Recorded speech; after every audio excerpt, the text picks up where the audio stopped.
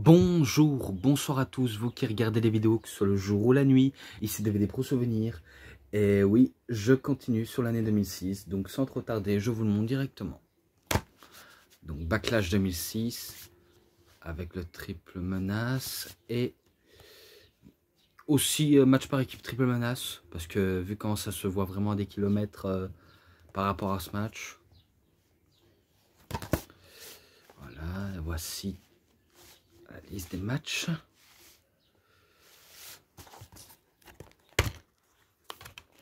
Et on va marquer ça. Et la publicité qui fait plaisir. Tout d'abord, je vais me concentrer sur les bonus. Monsieur McMahon et Shane McMahon vont à l'église à Raw le 10 du 4 2006. Ah ouais! Ouais, donc c'est pour essayer de prier, de croire en Dieu. Et je me rappelle que Monsieur McMahon, il va prendre de l'eau bénite et il va faire, on va dire, une imitation de Triple H en disant « Qui suis-je » Et après, je sais pas comment il fait, lui. Donc, c'est loin d'être un prêtre, en tout cas, car je sais bien que il commence à parler comme si il cherchait à provoquer la colère de Dieu. Et comment il veut provoquer Dieu en prouvant que lui, il est plus fort que Dieu. Ça se voit qu'il a la folie des grandeurs, hein, honnêtement. Après, Triple H interview après son match, vu comment il a détruit John Cena et Edge en même temps. Donc il se dit qu'il les a tous les deux détruits et que le roi est loin de s'avouer vaincu. Ensuite, Joey Styles et Randy Orton, enfin Rob Van Dam et pas Randy Orton dans les vestiaires. Donc c'est là où Rob Van Dam, il commence, on va dire, à prendre dans ses bras Joey Styles en disant « Salut mon pote, comment ça va, etc. » Et ben ça je me rappelle bien. Jusqu'à ce que Joey Styles avec le Spirit Squad à Raw le 1er du 5 2006. Donc vu comment le Spirit Squad était à la solde de Monsieur McMahon, et ben je sais pas qu'est-ce qu'il a voulu faire Joey Styles, mais je crois qu'il s'est fait, on va dire, balader par les petits jeunes. Ou peut-être confrontation entre Joey Styles et Jerry Lawler. Ouais, ça je me rappelle que Jerry Lawler faisait rappeler le temps de la OCW, que pour lui, il trouvait ça ennuyeux. Et pour ça, il ajoute l'insulte et aussi de l'humilier psychologiquement. Et dans les vestiaires, je savais que Joey Styles, il avait un différend avec JBL. Et en storyline, il a un différend avec Jerry Lawler. Ensuite, Joey Styles, lui, il demande sa démission. Donc, le jour même en plus. Le jour même. Donc, après une soirée de plus, il décide de démissionner. Vous avez compris. Maintenant, je passe au match. D'ailleurs, je vais voir le premier match de la soirée parce qu'apparemment, Wikipédia nous offre des surprises.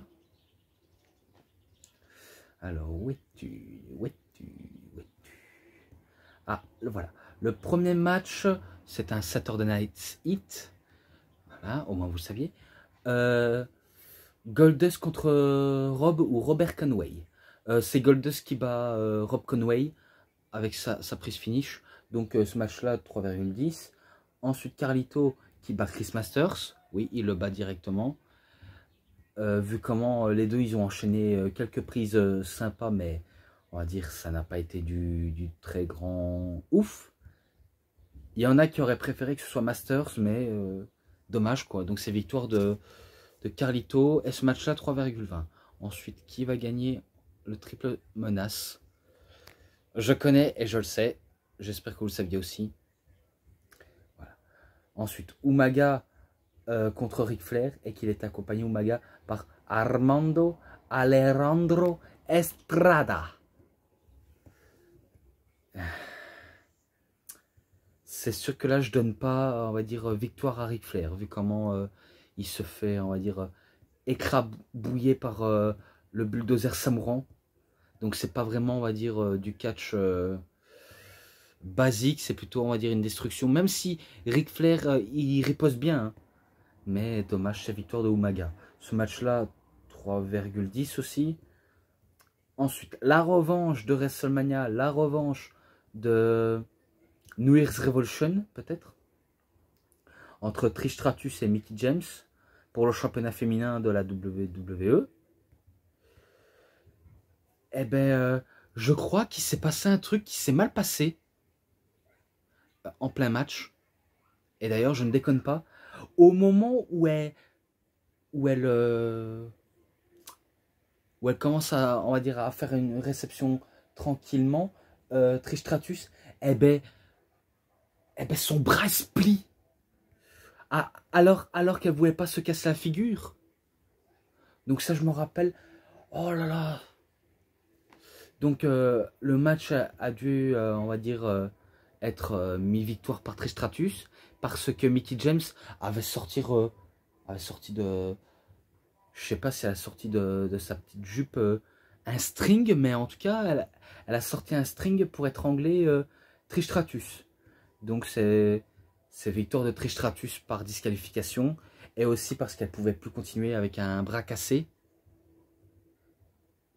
Dommage. Ce match-là, je mets allez, un 3,20 quand même. Voilà, je donne quand même sa chance. Ensuite, Monsieur McMahon accomplit des miracles de son bureau. Je me rappelle d'un saignement avec... je sais pas si c'est avec Candice Michel, mais je sais bien qu'elle parlait d'un refroidissement de poitrine. Déjà, je sais même pas si c'est possible. Eh ben, vu comment Monsieur McMahon, avec toute la force chaud bouillant du diable, il commence à prendre Trish Stratus, enfin pas Trish Stratus, Candice Michel entre ses bras. Et après, il y a un truc assez bizarre, comme un jouissement, comme si ça y est, ils étaient prêts à partir à passer au lit. Bref, c'était chelou ce moment. Et du coup, on voit qu'elle est en transe. Eh ben, en tout cas, il a de la chance, ce salaud, quand même. Mais bon.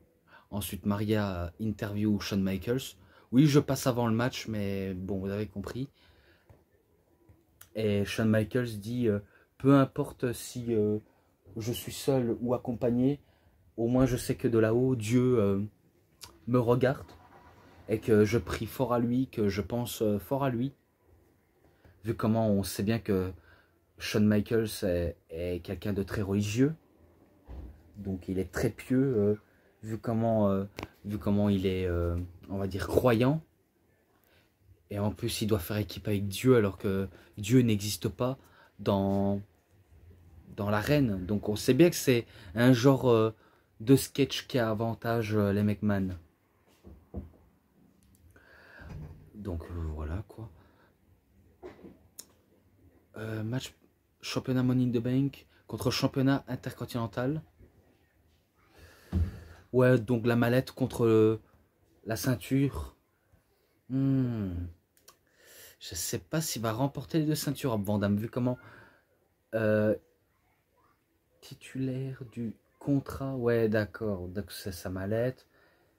Et Shelton Benjamin n'est pas accompagné de sa maman. Comme quoi dans la vie, il faut rester à la maison. Même si on regarde son fils se faire tabasser, il faut laisser son fils faire ce qu'il a envie de faire sur un ring. Donc, pour moi, sans trop de surprise, c'est Rob Van Dam qui bat Shelton Benjamin avec son 5-star Frog Splash. Donc, du coup, il a la mallette et il remporte le titre. Et après, si je crois bien, quelques mois, enfin, dans pas longtemps, il perdra.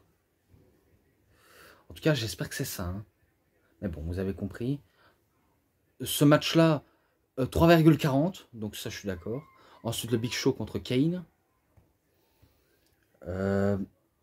c'est pas non plus du grand art, mais en tout cas, sur le ring, c'est loin d'être la perfection, mais ils utilisent leur gabarit, leur charisme.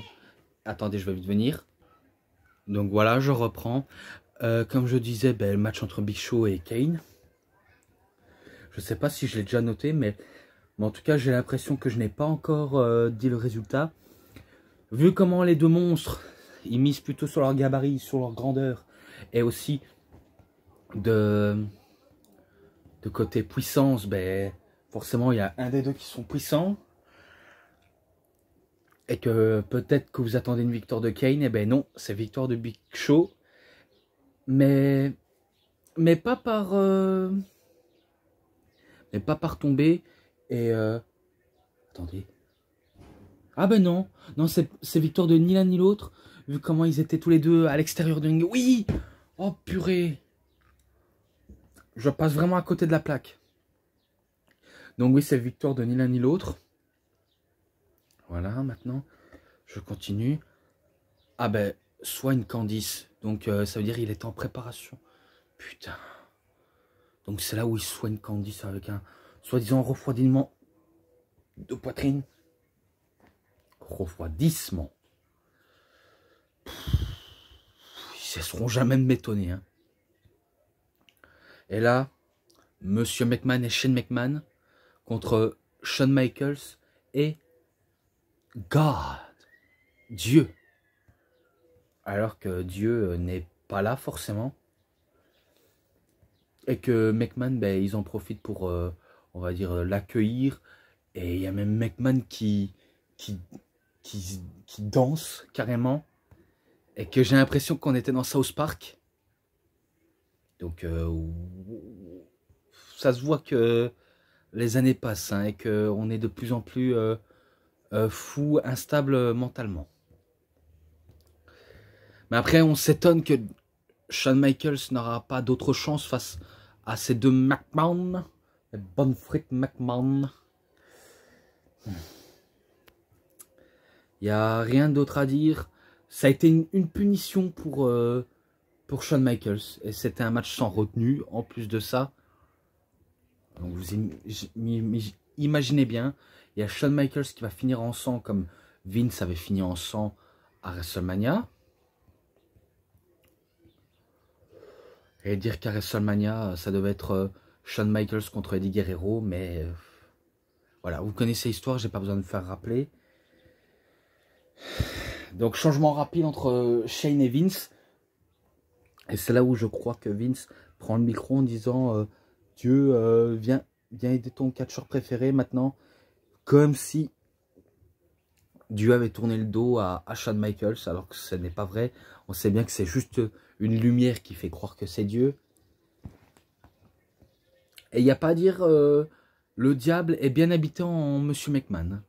Et c'est là où le Spirit Squad arrive, il tabasse Michaels, jusqu'à ce qu'il prépare une table. Et il balance dans les airs, jusqu'à ce qu'atterrir sous la table. Et c'est là où Monsieur McMahon et Shane McMahon remportent le match. Par contre, je ne sais pas si j'ai noté entre Big Show et Kane, mais 3,20, si je ne l'ai pas noté. Et ce match-là, je ne l'ai jamais noté auparavant, mais en tout cas, c'est loin d'être le meilleur match. 3,20 aussi. Je suis entièrement désolé. Ensuite, Todd Grisham interview John Cena. Matt Striker à sa salle de classe dans le ring. Ah ouais, ouais, je m'en rappelle... qui disait aujourd'hui je serai votre professeur. Et c'est là où Eugène arrive et Matt Striker dit non, ne fais pas ça. Et aussi arrête de mettre les doigts dans ton nez. Donc comme s'il s'adressait à un enfant. Et après, oh, il prend la mouflette, il me fait avaler à Matt Striker. Oh, c'est dégueulasse. Oh, c'est dégoûtant quand même. C'est pire qu'un gosse. Bon, passons. Celui-là, je l'avais déjà noté dans le coffret de Triple H, de King of Kings, There's Only One. Donc John Cena contre Triple H, contre Edge, accompagné par Lita. Tout d'abord, ben, ça se joue entre John Cena et Triple H, vu comment Edge ne voulait pas se battre un premier temps, mais que Edge et John Cena vont le chercher par la peau des fesses et qui vont le forcer à se faire battre. Vu comment il y avait 3 séries d'affrontements de triple menace entre Edge, Triple H et Edge. Et John, tout simplement. Ouais, parce que je crois que j'ai dit 2 fois Edge, mais c'est pas grave. Vous avez compris. Un premier temps, c'était Triple H qui avait remporté. Deuxième temps, c'était Edge qui avait remporté. Et troisième temps, ben, c'est John Cena. Et que là, ça va être pareil. Et que là, Triple H, il va complètement se vider de son sang. Suite à un coup dans le poteau. Et je vous jure, ça coulait abondamment. Donc il a commencé à saigner comme pas possible. Je sais même pas combien de matchs il en a perdu, des litres de sang, Triple H, mais en tout cas ça en fait beaucoup pour un match. Hein. Et je me rappelle que Lita avait une chaise, je crois qu'elle avait frappé Cena avec, et qu'elle voulait frapper Triple H, mais que Triple H, il la prend dans ses bras avant de l'écraser avec un Spinebuster, et que encore un peu la chaise a failli... elle a failli l'avoir dans le dos, la chaise. Et là, ça aurait été très grave pour sa colonne vertébrale. Et après, pour le climax, je me rappelle que Triple H donnait un coup dans les boules de John Cena, tout en bousculant Edge. Après, ben, Triple H, il essaie de tenter son pedigree, mais John Cena, il lui fait un genre de petit paquet, et il remporte le match, et il conserve le titre. Et c'est là où John Cena se fait attaquer par Triple H avec la massue, vu comment Triple H, il aime pas se faire battre de cette manière, par la loyale, donc il commence à allumer John Cena, il commence même à allumer Edge, et après, ben, il célèbre avec sa victoire, et aussi en faisant le signe de DX. Donc voilà ce qui est tout dit pour ce Backlash 2006, et vous savez que le match, je le noterai en description. Donc voilà, j'ai terminé pour cette petite review. J'espère que ça vous aura plu. Les matchs bonus sainement ensemble. 3,70. Voilà. Mais il est quand même pas mal, honnêtement. Et comme j'ai dit, si cette review vous a plu, vous savez ce qu'il vous reste à faire. Likez la vidéo, commentez, partagez, abonnez-vous à ma chaîne, cliquez sur la petite cloche pour avoir plus de notifications des prochaines vidéos. Et moi, je vous dis bonne journée, bonne soirée à tous. Au revoir tout le monde pour une prochaine vidéo. A plus les fans de catch.